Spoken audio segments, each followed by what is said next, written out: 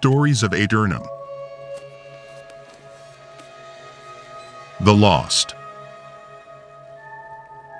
While death on Aeternum is not the final chapter, that does not mean terminal danger comes without a price. As mortal beings were not designed to endure an endless cycle of trauma, heartbreak, and tragedy. Each time the soul is forced to endure the unendurable, it seems to leave a sort of scar. Not some bodily injury, mind you, but a stain upon the creature's very essence, its immortal soul. For some castaways, the breaking point is all but immediate, with even a single death sending them spiraling into the depths of boundless despair. Those with an iron will might endure vast ages and countless deaths before their debt comes due. But it seems that all mortals have a breaking point, even the most intrepid adventurers or revered heroes myth. Once they have passed this point of no return, mortal beings join the ranks of the lost. There is much debate among the residents of Aeternum regarding the true nature of the lost. Some believe they are a perversion brought on by the dysfunction of natural life-death cycle, but others are sure they are thralls of some greater, malevolent force, bent on punishing the denizens of the island. What is certain is that the lost become shambling simulacrums of their living selves, consumed by their most negative emotions and memories, and often returning to menace those one they loved. They are often found haunting the place where they died, or areas that were significant to them when fully lived. Then, eventually, when the death-rebirth cycle drags on long enough, they vanish. No one knows precisely why. Some say their suffering pays for the sins they committed in life. Others believe that when their misery becomes so acute that not even a monster can bear it, they are remanded to the gates of oblivion. Whatever the reason, one thing is clear: nothing lasts forever, not even on these forsaken shores. The Ancients.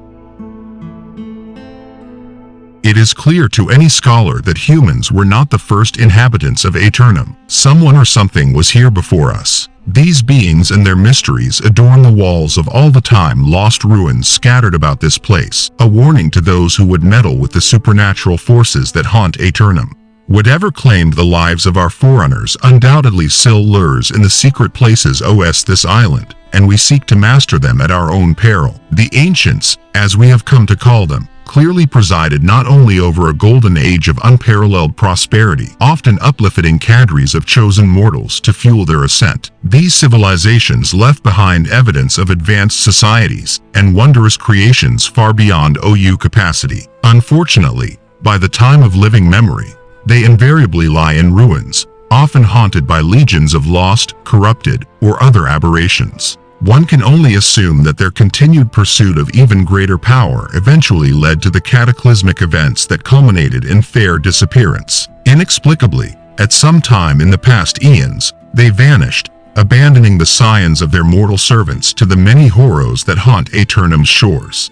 No one still sane and living knows how numerous the Ancients once were, or how long their great societies endured. What is certain is that if we are not careful, we may yet meet with a doom similar to the one that scoured them from their home. Guardians. There is some debate among the sages and scholars of Aeternum concerning the origin of the Guardians. Many believe that the Ancients lured the first mortals into their realm as servants with the promise of eternal life. Others believe that the immortals foresaw their own destruction and uplifted a cadre of mortals to watch over their legacy in the aftermath of their demise. Whatever their origin, one thing seems clear: the Guardians are some of the first immortals to ever set foot on this island, and the nature of their immortality is fundamentally different from later arrivals. While their essence remains bound to the places they were charged to protect, their flesh wasted away, and whatever agency they once possessed has been lost ravages of time. They now seem driven by an almost territorial instinct, causing them to lash out at any creature foolish or unfortunate enough to dare to delve into the ruins of their former masters. While they rarely interfere with those who steer clear Aeternum's ruins, these ancient wardens present a perpetual danger to those seeking whatever answers lie buried in the ancient past.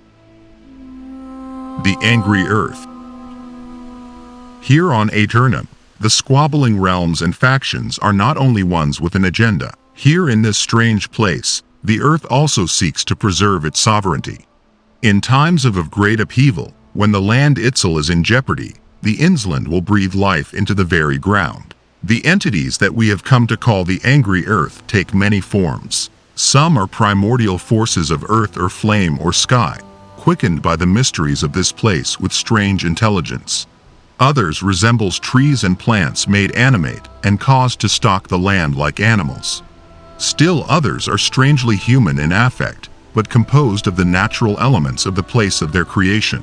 The angry earth are known to scour whole regions of the continent, leaving it bereft of all trappings of civilization. Should you encounter them, best move along and consider their territory lost to human designs. The corrupted. The slow grind of the reborn toward a lost oblivion is not the only end Aeternum offers. There are other, darker ways for an immortal to meet an untimely demise. Unlucky few arouse the attention of one of the island's most mysterious forces and find themselves marked for absorption. When this strange force takes hold, it saps the will and despoils the flesh, transforming the victim into a monstrous parody of itself. But most perniciously, it ensnares the soul, intensifying the victim's darkest impulses and transforming it into an agent of its own agenda. This mysterious force has become known as the corruption, and it is perhaps the most feared doom that haunts our land. While the source of the corruption remains a mystery, scholars can agree on this much. Whatever hellish, alien realm unleashed its predations is not of our reality. Moreover, those who fall under its shadow seek to spread their curse to others. As the ranks of the corrupted swell, their true purpose will no doubt come to light. Pray to whatever gods you hold dear that eternity claims you before it does. Isabella the Tempest. A descent of infamous explorer Ponce de Leon, Isabella stood to inherit a life of ease and good fortune. Unfortunately, her father and brothers squandered most of the family fortune continuing their ancestors' mad quest to find a so-called fountain of youth, leaving the orphaned Isabella the lone guarantor of their ruinous debts. Uninvolved in her family's calamitous ambitions, Isabella was relatively well thought among Spanish nobility, finally a sensible heir to the de Leon titles. That is until a chance encounter with the family's spiritual advisor, Father Dante Russo, led to a meeting that would change her destiny forever. Father Russo confided in her that her father was seen speaking with a vile blasphemer prior to undertaking the voyage that claimed his life. This wretch, known only as the heretic, was now a prisoner in the church dungeons for many egregious crimes against the Almighty. He did not anticipate that Isabella might view this new revelation a chance to vindicate her family's good name. She met with the heretic in secret, listening intently to all his yarns of fabulous wealth, the mythical substance known as Azoth, and, above all, the chance at immortality. The story was enough to get her a deal with a mysterious outfitter, offering them the opportunity to share in the spoils the heretic promised. And so, with Father Russo at her side and the heretic as her captive, she set sail to claim the bounties of the land of Aeternum for crown and country. Isabella, in a twisted way, did realize her ancestors' crazed dreams of immortality, for shortly after her ship passed the storm wall, the heretic led her directly into the corruption's embrace, now known as the Tempest, and is one of the most feared beings to yet haunt our island. It is said she whispers to shipwrecked sailors when they first wash ashore, hoping to capitalize on their panic and confusion to propagate the corruption's malign spread by luring them into its grasp. Castaways beware, the voices in your head may be more than the sound of your sanity slipping away. The Varangian Knights. In the wake of the Wars of Crimson Madness, the shattered nation of Monarch's Bluffs and her remaining vassals set about rebuilding. With the fall of the High King, and many of her greatest warriors lost or corrupted, there was a general sense that the days of ease and security had ended. It was during this time that the Varangians made their presence known. Claiming the lineage of the warlike and fearsome Rus, the Varangians pride themselves on a pure warrior society. They look only to conquest as their primary source of wealth. Led by Lord Commander Attalus, a servant of the cruel warlord Varric the Hammer, Isnoth, they crushed many of the disorganized forces that remained in southeastern Aeternum, subjugating the local populations. While their motives remain their own, Their conquests seem deliberately centered on lands once held by Mervyn and his corrupted host. Those few that have escaped their cruel bondage brought with them tales of strange expeditions deep into the earth, where they extracted volatile crystals, delivering them to the Varangian forge master for strange metallurgical experiments. Captain Thorpe. Not much is known about the infamous Captain Thorpe prior to his arrival on the Isle of Aeternum. Nobility of little repute, Thorpe thoroughly impressed the Royal Navy's top brass with his courage and ferocity before the mast. Particularly popular among the Royal Marines, Thorpe's valor in combat allowed him to quickly transcend his humble roots, elevating him to the rank of captain of a ship of the line. Unfortunately, like many graceless men before him, he quickly found out that leading a charge is not the same as being in charge of sailors' well-being. Newly gazetted Captain Thorpe was ordered to take part in a naval action against the Spanish Azores. Unfortunately, the long sea voyage proved incompatible with his unyielding style of command, and by the time naval convoy arrived, the crew were already on edge. As the battle turned against the British, Thorpe's crew turned against him. They marooned him on the nearest island, struck the Union Jack, and set sail for Caribbean as deserters, while he was able to signal a fleeing Allied vessel for return passage to England. The disgrace of such ignominious failure would haunt him for the remainder of his career.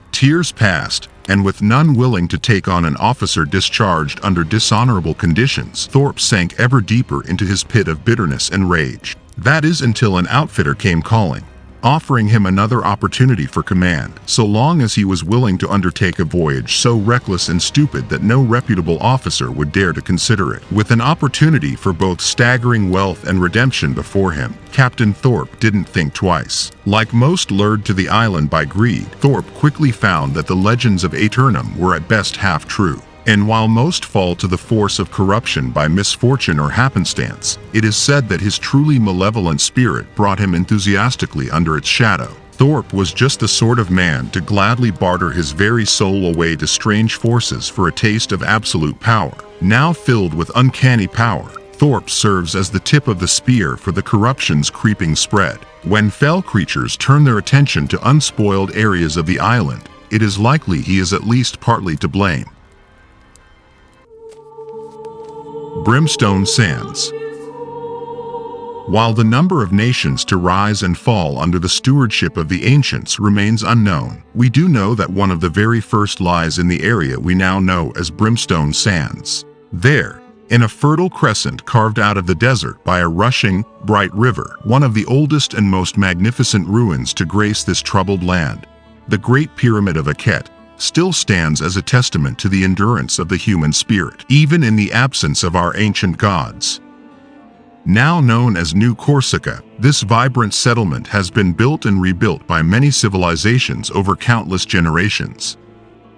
But legend has it, the very first was raised out of the dust by the legendary Egyptian scholar Imhotep, who toiled in stewardship of the Egyptian god Setek himself. This god and his followers raised many monuments and wonders that still stand over the partially ruined metropolis, a grim reminder of glories long lost. It was not to last. A great cataclysm swept across the sands, scourging the people of Brimstone out into the deserts. They would not return for many years, until news of a pharaoh, likely the return of Imhotep himself, called the Scions of the Nile back home. There he ruled for a bygone age before mysteriously he too vanished, leaving the city in chaos and disorder. It would be centuries more before the arrival of the Romans restored Brimstone to a semblance of itself. But the malevolent forces that haunt this land do not sleep. An allure of power returned to haunt the streets of New Corsica. Obsessed with recapturing the power of the gods, the Romans meddled with forces beyond mortal comprehension, ultimately unleashing the taint of the corruption on their most fearsome legions.